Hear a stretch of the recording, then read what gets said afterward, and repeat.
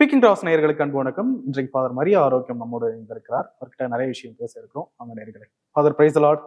வணக்கம் மார்ஷல், எப்படி இருக்கீங்க? நல்லா இருக்கேன் ஃபாதர், நீங்க நல்லா இருக்கீங்களா? நல்லா இருக்கிறேன். நியூ இயர்லாம் எப்படி போகுது? ரொம்ப நல்லா போகுது. நம்முடைய கடந்த காணொளி நல்ல வரவேற்பை பெற்றிருந்தது. கிறிஸ்து பிறப்பு குறித்தும் 3 அரசர்கள் குறித்தும் பேசியிருந்தோம். இன்னைக்கு ஒரு முக்கியமான டாபிக்ல பேச இருக்கிறோம். ஈக்குவரிஸ்டிக், நற்கருணை. நம்முடைய கத்தோலிக்க திருச்சபையில மற்ற எந்த திருச்சபைகளிலும் இருப்பதை விட அதிக முக்கியத்துவம் கொடுக்கப்படுகிற ஒரு சாக்ரமெண்ட் அப்படின்னு சொல்லலாம். ஃபர்ஸ்ட், இந்த நற்கருணை அப்படின்றது கிறிஸ்துவனுடைய உண்மையான உடலா, அல்லது கிறிஸ்துவனுடைய பிரசன்னம் மட்டும் இருக்கா, அல்லது ஒரு சிம்பாலிக் ஒரு விஷயமா அப்படின்றது ஒரு மிகப்பெரிய கேள்விகள் இருக்கு. நற்கருணைனா என்னதான்? ஓகே, நற்கருணை மற்ற சபைகளை விட கத்தோலிக்க திருச்சபையில அதிக முக்கியத்துவம் கொடுக்குறீங்க அப்படின்னு நீங்க சொன்னீங்க. அது முக்கியத்துவங்கிற வார்த்தையே தப்பு. ஏன்னா கத்தோலிக்க திருச்சபையில நற்கருணை தான் அனைத்திற்கும் ஊற்றும் உச்சமும். That is centre of Catholic religion, the very centre, the heart of Catholic religion. Okay, அதனால கத்தோலிக்கர்களுக்கும் மற்றவர்களுக்கும் இந்த விஷயத்துல கொஞ்சம் வேறுபாடு இருக்கிறது ஒரு முக்கியமானது. அதை பற்றி நீங்கள் கேள்வி கேட்குறீங்கிறதுக்காக உங்களுக்கு நன்றி சொல்கிறேன். அதை எக்ஸ்பிளைன் பண்ணுறதுக்கு இது ஒரு வாய்ப்பாக எனக்கு இருக்கிறது, எனக்கு பிடிச்சிருக்கு. Thank you for asking this question. Fine. நற்கருணை என்பது இயேசுதான் நற்கருணை. இயேசு இந்த நற்கருணையில் உண்மையிலே இருக்கிறாரா இல்லையா அப்படிங்கிற கொஸ்டின் என்னைக்கு ஆரம்பிச்சது அப்படின்னாக்கா, அவர் உயிரோடு இருக்கும்போதே ஆரம்பிச்சது. நம்ம அதிலிருந்து ஆரம்பிப்போம். யோவான் நற்செய்தியில் 6வது அதிகாரத்துல இயேசு முதல் 5 அப்பங்களையும் 2 மீன்களையும் பலுக்கி 5000 பேருக்கு உணவளிக்கிறார். எல்லாரும் சந்தோஷமா இருக்கிறாங்க. இவரை பிடிச்சி ராஜாவாகிட்டாக்க, நமக்கு நம்ம நாட்டுக்கு தலைவர் ஆகிட்டாக்கா சாப்பாடு பிரச்சனை இருக்காது அப்படின்னு அவங்களுக்கு ஒரு இம்ப்ரெஷன். அடுத்த வாரமும் அவர் எங்க இருக்கிறான்னு தேடி போறாங்க. அடுத்த நாள் தேடி போறாங்க. அவர் கடலை தாண்டி அந்த பக்கம், ஏரியை தாண்டி அந்த பக்கம் போறாரு. இவங்க தேடி போறாங்க. அவங்கள பார்த்த உடனே இவர், சரி, வெறுமனே சாப்பாட்டுக்காக எம்பினாலும் இந்த மக்கள் வரக்கூடாது, ஒவ்வொரு நாளும் நான் அப்பத்தை பலிக்கு கொடுத்துட்டா இருக்க முடியும். அப்ப அவங்களுக்கு ஒரு போதனை செய்கிறார். இந்த அழிந்து போகின்ற இந்த உலக உணவிற்காக என்கிட்ட வராதிங்க, நானே உங்களுக்கு உயிர் தரும் உணவு. என்னை நீங்கள் உண்டால் உங்களுக்கு பசியே இருக்காது, என்னுடைய இரத்தத்தை நீங்கள் குடித்தால் உங்களுக்கு தாகமே இருக்காது, நானே வானின்று இறங்கி வந்த உணவு அப்படின்னு ஒரு போதனை யோவான் நற்செய்தி 6வது அதிகாரம் ரொம்ப அருமையாக எழுதுகிறது. ஓகே, இதெல்லாம் நாங்க இன்வென்ட் பண்ணல, நற்செய்தியில் இருக்கிறது தான் சொல்றோம். ஓகே, அதை கேட்டுட்டு மக்கள் அப்போவே அவர் முன்னாடியே, இவர் எப்படி தன்னுடைய உடம்ப நமக்கு சாப்பிடறதுக்கு கொடுக்க முடியும், எப்படி இவர் தன்னுடைய ரத்தத்தை நம்ம குடிக்கிறதுக்கு கொடுக்க முடியும் அப்படின்னு மக்கள் அப்பவே கேள்வி கேட்டாங்க. ஆனா திரும்பவும் இயேசு, உங்க மனசுல இது மாதிரி ஒரு சந்தேகம்லாம் வருதுன்னு எனக்கு தெரியுது, ஆனாலும் உண்மையாக சொல்லுகிறேன், நானே வானிலிருந்து இறங்கி வந்த உணவு, என்னுடைய உடலை உண்டு உயிரை, அதாவது ரத்தத்தை பானமாக அருந்தாதவர்கள் விண்ணரசில் சேர்வது கடினம் அப்படிங்கிற மாதிரி அந்த ரீதியில அவர் பேசினார். மக்கள் அன்னைக்கே என்ன பண்ணாங்கன்னா, நேற்று வரைக்கும் நல்லா தானே இருந்தாரு இவரு, நீங்க என்னாச்சு திடீர்னு இது மாதிரி ஏதோ ஸ்ட்ரேஞ்சா பேசுறாரு அப்படின்னு சொல்லிட்டு அன்னையிலிருந்து பெரிய கும்பல் அவர் பின்னாடி போகிறதே நிறுத்திட்டாங்க. நற்செய்தியில் அது எழுதி இருக்குது. ஆண்டவருக்கு வருத்தமா போச்சு. அவர் அப்போஸ்தலர்களை பார்த்து, சரி நீங்களும் போயிடுறீங்களா அப்படின்னு கேட்டார். அப்பதான் பேதுரு சொல்லுவாரு, ஆண்டவரை யாரிடம் செல்வோம், வாழ்வு தரும் வார்த்தைகள் உம்மிடம் தானே இருக்கின்றன அப்படின்னு சொல்லுவார். அதே நேரத்துல யோவான் இன்னொரு அப்போஸ்தலரை பத்தி எழுதுறார், யூதாஸ் பத்தி எழுதுறார் அந்த இடத்துல. ஆனால் யூதாஸ் இதை நம்பவில்லை. இயேசுக்கு அப்பொழுதே தெரியும் யார் தன்னை காட்டி கொடுப்பார் என்று. யூதாஸ் இஸ்காரியோத்துன்னு பேரையே அந்த 6வது அதிகாரத்துல கடைசியிலே யோவான் எழுதுகிறார். அதனால் நான் எதுக்கு சொல்ல வரேன்னா, யூக்கரிஸ்ட், அதாவது நற்கருணையை பற்றி அந்த விவாதம், இது உண்மையா பொய்யா, இதுல இவர் எப்படி தன்னுடைய உடலையும் ரத்தத்தையும் நமக்கு உணவாக கொடுக்க முடியும் அப்படிங்கிற அந்த கேள்வி நீங்க என்னைக்கு கிளப்புற கேள்வி இல்லை. இயேசு உயிரோடு இருக்கும்போது அதை முதல்ல பேசும்போதே மக்கள் எழுப்பிய கேள்வி. அதனாலேயே யூக்கரிஸ்ட்ங்கிறது இயேசுனுடைய சீடர்களுக்கு மத்தியில ஒரு பிரிவினை ஏற்படுத்துகின்ற ஒன்றாக அந்த காலத்திலே மாறி போச்சு. இப்போ ப்ராட்டஸ்டன்ஸ் எல்லாம் வந்த ஒரு பாடு மாறி போச்சு அப்படின்லாம் ஒன்றும் கிடையாது. அதுக்கு முன்னாடியே இந்த விவாதம் இருந்திருக்குது. ஆனாலும் இயேசு என்ன சொன்னார், நான் உண்மையில் உங்களுக்கு உணவு, உங்களுடைய ஆன்மீக வாழ்க்கைக்கு உணவு. என்னை நீங்கள் சாப்பிட அவங்க அந்த ஹீப்ரு மொழியில, எபிரேய மொழியில அவர் யூஸ் பண்ற வார்த்தை என்னன்னா உண்மையில சாப்பிடுறது. அதாவது ஒரு சிம்பாலிக்கெல்லாம் கிடையாது அவர் பேசுறது. ஓகே, ஆகையினால்தான் கடைசி இரவு உணவு என்று அவர் அந்த இரவு உணவு நேரத்துல அப்பத்தை எடுத்து பிட்டு அவர்களுக்கு கொடுத்து, இது என் உடல். அப்புறம் கிண்ணத்தை எடுத்து அதுல இருந்த ரசத்தை, இதை எல்லாரும் பருகுங்கள், இது என்னுடைய இரத்தம், இவை உங்களுக்காக காணிக்கையாக ஒப்பு கொடுக்கப்படும் அப்படின்னு சொல்லி, இதை என் நினைவாக செய்யுங்கள் அப்படின்னு சொன்னதை அதுதான் திருச்சபை ஃபெய்த்ஃபுல்லா 2000 வருஷம் செஞ்சுக்கிட்டு இருக்குது. ஆக்ட்ஸ் ஆஃப் தி அப்போஸ்தலர், அப்போஸ்தலர்களுடைய பணிகள்ங்கிற முதல் புத்தகத்தில் எடுத்தாலே 4வது அதிகாரத்தில் எழுதியிருக்குது. அந்த இயேசுவின் சீடர்கள் அப்பத்தை பிட்கையிலும் ஒன்றாக வந்து தொழுகை செய்தார்கள் அப்படின்னு அங்கிருந்தே அப்ப இருந்தே இது ஆரம்பிச்சு, இடையில எல்லாம் ஆரம்பிச்சதெல்லாம் கிடையாது. இல்ல, ஜீசஸ் சொன்னது என் நினைவாக செய்யுங்கள்னு சொன்னாரு, அதுல யாருக்கும் மாற்று கருத்து இல்ல. அதை எடுத்து வச்சு அதற்கு ஆராதனை செலுத்துவதுன்றது சரியா? ஓகே, நல்ல கேள்வி. இப்போ ப்ராட்டஸ்டன்ட் சகோதர சகோதரிகளுக்கும் கத்தோலிக்கர்களுக்கும் என்ன வித்தியாசம்னாக்கா, ப்ராட்டஸ்டன்ஸ் வந்து யூக்கரிஸ்ட நம்புறாங்க. ஆனா அந்த யூக்கரிஸ்ட் ஒரு சிம்பிள் தான், அது ஒரு ஒரு ஒரு மீனிங். அதாவது என்னையே நீங்கள் உணவாக கொள்ளுங்கள்னாக்கா அந்த அதை வந்து ஒரு ஒரு ரிமெம்பரன்ஸ், அவர் அன்னைக்கு நம்ம மேல இவ்வளவு பாசம் இதனால இயேசு இது மாதிரி சொன்னாரு அப்படிங்கிற மாதிரிலாம் அவங்க நம்புறாங்க. ஆனால் அது ஒரு சிம்பிள், அது ஒரு சின்னமே, அது உண்மை கிடையாது. அதாவது இயேசு உண்மையிலேயே அந்த அப்பத்தில் இல்லை. அந்த அப்பம் ஒரு இட்ஸ் அ சைன், அது ஒரு ஒரு ஒரு அடையாளம், ஒரு அடையாளம் அப்படிங்கிறது தான் அவங்களுடைய.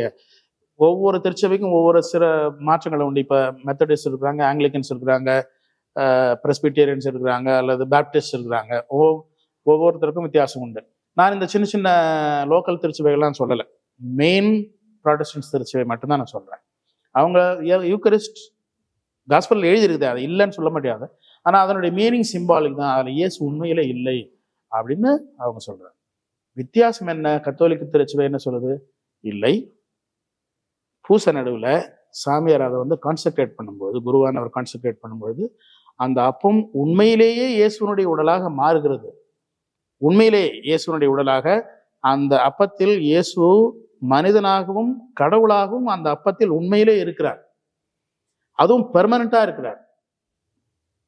அதாவது அதுக்கப்புறம் அந்த பூசை முடிஞ்சு வந்த உடனே அந்த அதுல இருந்து அவர் போயிடுறாரு அப்படின்னு கிடையாது.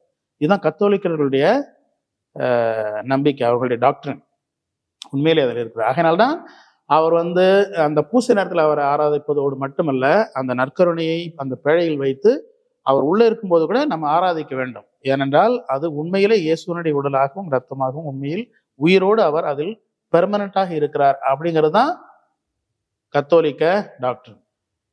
உங்க முகத்திலிருந்து எனக்கு தெரியுது, கொஞ்சம் ஏத்துக்கிறது கொஞ்சம் கஷ்டம்தான் அப்படின்னு தெரியுது. இல்ல இது கஷ்டம் தான் உண்மையில. இது எப்படி அவன் உலகத்தை எல்லாம் படிச்ச கடவுளை எதுக்கு அந்த அந்த இதுக்குள்ள வந்து உண்மையிலே இருக்கிறார், எதுக்கு தன்னையே வந்து ஒரு பெட்டிக்குள்ள பூட்டி வச்சா கூட அங்கேயே நமக்காக காத்திருக்கிறார் அப்படிங்கிறதெல்லாம் ஒரு சீரியஸான கேள்விதான், சீரியஸான கேள்வி. இல்ல, இது வந்து அதுல ஆராதிப்பது, அதுல கடவுளுடைய பிரசன்னம், கடவுள் ஆவியா இருக்காருன்னு படிச்சிருக்கோம், அவர் எங்கும் நிறைந்திருக்கிறார், இதெல்லாம் படிச்சிருக்கோம்.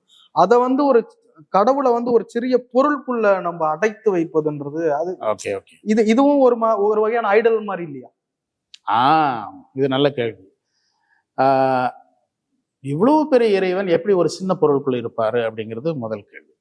இரண்டாவது, ஆவியார்ச்சி அவர் எப்படி இந்த அப்பமா இந்த மெட்டீரியல் அப்பத்தை கடவுள்னு எப்படி சொல்ல முடியும், எப்படி சொல்ல முடியும் அப்படிங்கிறது உங்களுடைய கேள்வி.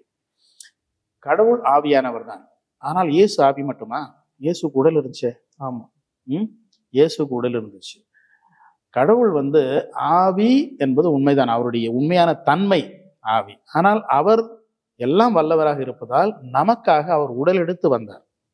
வார்த்தை மனுவானார். வார்த்தை இங்கிலீஷ்ல லாட்டின்ல சொல்ல போனா the word became flesh. ஃப்ளெஷ்னாக்கா இது ஃப்ளெஷ். ஓகே, நம்ம எலும்பும் தோலும் ரத்தமும் உள்ள ஒரு மனிதனாக ஆனார். அவர் யாரு? மனிதன் மட்டும் இல்லை, அவரே தான் கடவுள் கூட.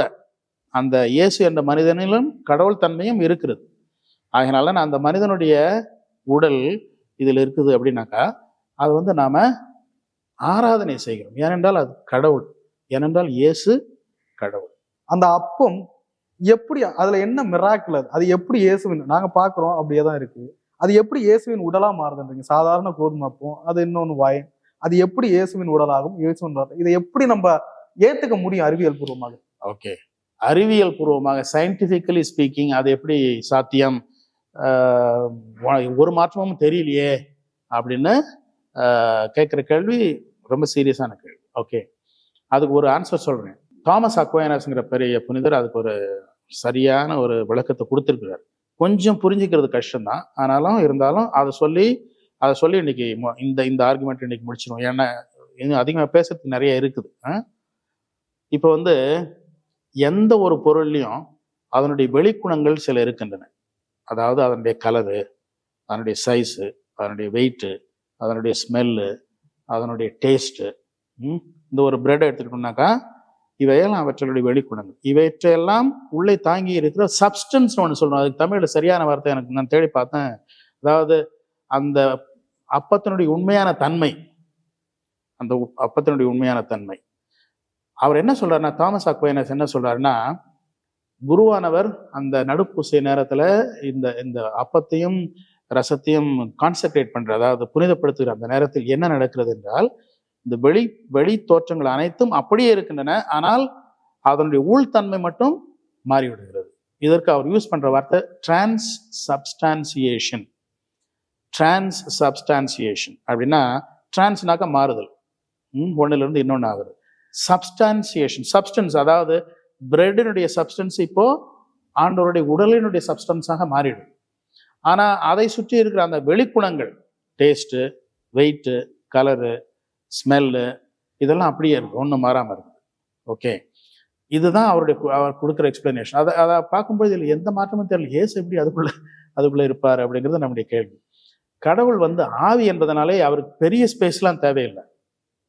ஆவி என்பதனால அவர் ஒரு சிறு துரும்பல் கூட இருக்கலாம். நமக்கு இந்த தமிழ்ல கூட சொல்றோம், தூணிலும் இருப்பார் கடவுள், துரும்பிலும் இருப்பார். அதாவது ஆவிக்கு உடல் கிடையாது, ஆகினால அது எல்லா இடத்திலும் இருக்கும், ஒரு சின்ன இடத்துல கூட முழுமையாக இருக்கும். ஓகே, ஆனால் இயேசு வெறுமனே ஆவி மட்டுமல்ல, இயேசு உடலும் கூட. ஆகினால் கடவுள் மனிதன் என்ற முறையில் அவர் அந்த அப்பத்தில் இருக்கிறார் என்பது இப்படிதான் அங்க எக்ஸ்பிளைன் பண்றாங்க. இது நம்புற மாதிரியா இருக்குது அப்படின்னு நீங்க கேட்கலாம். ஓகே, இப்ப நம்பிக்கை என்றால் என்ன அப்படிங்கிறத நம்ம புரிஞ்சுக்கிட்டா, ஒரு நிமிஷம் கொடுங்க, நான் எக்ஸ்பிளைன் பண்றேன். ஒரு சின்ன ஒரு கேள்வி உங்களுக்கு. நாளைக்கு காலையில சூரியன் உதிக்கும் அப்படின்னு நீங்க நம்புறீங்களா? எஸ். நீங்க நம்புறீங்களா உண்மையில? ஆமா. தப்பு. நீங்க அதை நம்ப வேண்டிய தேவையே இல்லை. ஏனென்றால் நாளை காலையில் சூரியன் உதிக்கும் என்பது உங்களுக்கு தெரியும். You know it, you don't have to believe it. உங்களுக்கு அது தெரியும், நீங்கள் அதை நம்ப வேண்டிய தேவையில்லை. அதுதான் தெரிதலுக்கும் நம்பிக்கைக்கும் இதான் வித்தியாசம். அதாவது எது ஒன்று தெரிகிறதோ, இப்ப நான் உங்க முன்னாடி உட்காந்து பேசிக்கிட்டு இருக்கேன் அப்படிங்கிறது உங்களுக்கு தெரியும். நான் உண்மையிலே இங்க உட்காந்து உங்க கூட பேசிக்கிட்டு இருக்கேன் அப்படிங்கிறத நீங்க நம்ப வேண்டிய தேவையில்லை. ஏன்னா பார்த்துக்கிட்டு இருக்கீங்க. Because I am appearing to your eyes, your ears.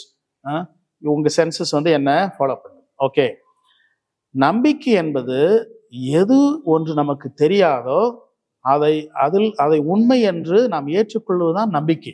வசனம் ஒண்ணு வரும், காணப்படாதவைகளின் உறுதியும் நம்பப்படுகிறது நிச்சயமும். கரெக்ட். அந்த ஹோஸ்ட்ல இயேசு இருக்கிறாருன்னு அது எப்படி தெரியவே இல்லையே, தெரியல, அதனாலதான் நம்பணும். தெரிஞ்சிருந்தாக்கா நீ நம்ப வேண்டிய தேவையே இல்லையே. புரியுதுங்களா? தெரிஞ்சதுனாக்கா there is no place for belief. Okay, there is place for sight and knowledge. Okay, நாலேஜுக்கும் பிலீஃபுக்கும் இதான் வித்தியாசம். ஓகே, நீங்க ஒரு பொண்ணை நேசிக்கிறீங்கன்னு வச்சுக்கோ, அந்த பொண்ணு உண்மையிலேயே உங்களை அன்பு செய்கிறாங்களா அப்படிங்கிறது உங்களுக்கு தெரியுமா? தெரியும். நோ, உங்களுக்கு தெரியாது, நீங்க நம்புறீங்க. இதுதான் வித்தியாசம். இதான் அந்த பொண்ணு இந்த கலரு இவ்வளவு ஷேப், அந்த பொண்ணுடைய எடை எவ்வளவுதான், இது மாதிரி ட்ரெஸ் போட்டிருக்க அப்படின்னு உங்களுக்கு தெரியுமா? தெரியும். That is knowledge. Okay, that she loves you truly is your faith. That is invisible thing. Invisible, that is invisible. Invisible கண்ணுக்கு தெரியலங்கிறதுனாலேயே அது பொய்ன்னு ஆயிடாது. புரியுதுங்களா வித்தியாசம்? இப்ப அந்த ஹோஸ்ட்ல இயேசு இருக்கிறாரா இல்லையாங்கிறது நம்முடைய கண், காது, மூக்கு, வாய், நம்முடைய தொடுதல் இந்த சென்சஸ்க்குலாம் தெரியாது. ஆகினாலே அது பொய் அப்படின்னு ஆயிடாது. நான் அதை பற்றி சொல்லல. அதில் இருக்கிற உண்மை நமக்கு புலப்படாததுனால் அதை நாம் நம்புகிறோம். அதுதான் உண்மையான நம்பிக்கை. இயேசு என் முன்னாடி அங்கேயே அந்த நற்கரணையில் பேழிலிருந்து வெளியில வந்து, அப்பா நான் தான் இயேசு அப்படின்னு சொன்னார்னாக்கா அவர் நம்ப வேண்டிய தேவையே இல்லை. தெரிஞ்சு போச்சு. ஆண்டவரே தான் வந்துட்டாரே, அவர் முன்னாடி வந்துட்டார். ஆனா அவர் அதை செய்யறது இல்லை. அதனால்தான் I have to believe. That is beauty of faith. அதுதாங்க நான் கடவுளுக்கு செய்கிற உண்மையான ஆராதனை. கண்ணுக்கு தெரியாவிட்டாலும் ஆண்டவா நீ எனக்காக அங்கு இருக்கிறாய், இந்த அளவுக்கு உன்னையே தாழ்த்தி கொண்டு எனக்காக ஒரு சிறு அப்பத்தில் என்னை அன்பு செய்வதற்கு மட்டுமல்ல, நானாகவே மாறிவிடுவதற்காக உணவாகவே வருகிறாய் என்று எப்பொழுது நான் நம்புகிறேனோ அதுதான் உண்மையான ஆராதனை. காணாமல் நம்புவோர் பேறு பெற்றோர். நிறைய இன்ட்ரெஸ்டிங்கான விஷயங்கள் எல்லாம் இன்னைக்கு பகிர்ந்தீங்க. நேயர்களுக்கு நிறைய தெளிவுகள் கிடைச்சிருக்குன்னு நினைக்கிறேன். நன்றி father. God bless you. Thank you very much.